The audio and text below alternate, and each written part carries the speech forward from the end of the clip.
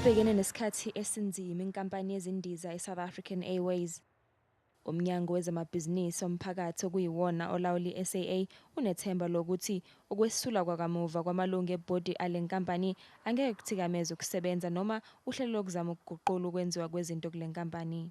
Of course, any instability in terms of SAA is not good for us.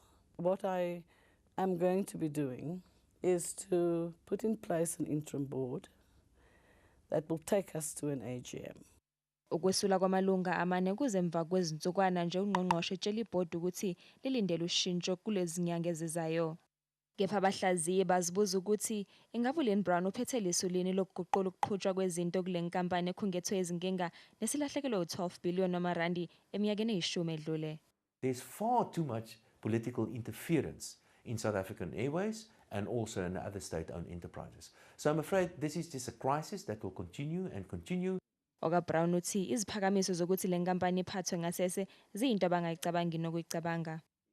It is a strategic asset, SA Airways. It contributes about 850 billion to the GDP. It creates about 30,000 jobs. It's not possible for me to just stop the way it's worked and hand it over to somebody else at a cost. Usefunge wagomela ukuthi uzokwenza i-SAA iphinde kwazi ukwenza inzuzo uma esezinzise abaphathi bayo.